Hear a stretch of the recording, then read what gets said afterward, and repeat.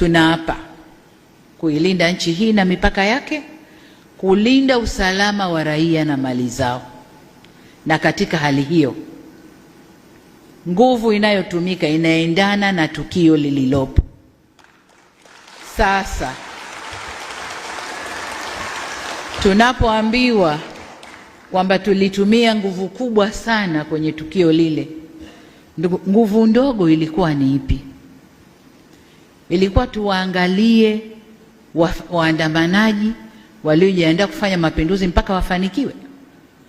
Hapo patakuwa pana dola kweli? Dola haiko hivyo, na hayapo Tanzania peke yake.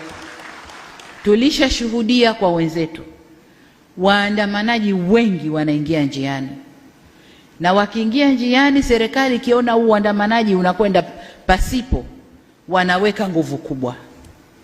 wanaweka nguvu kubwa. Yameshafanyika kwenye mataifa huko na tumeyaona. Sasa wanaporudi kutulaumu mlitumia nguvu kubwa, wao walitaka nini? Tujiulize, je, hao ndio wafadhili wa kile kilichofanyika?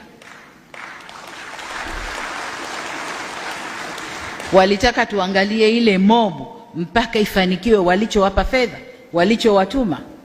Hapana. Tuliapa kulinda nchi hii na mipaka yake, usalama wa raia na mali zao. Kwa hiyo katika kufanya hivyo, kama wanavyofanya wao, na sisi tutafanya vile vile kuilinda nchi hii.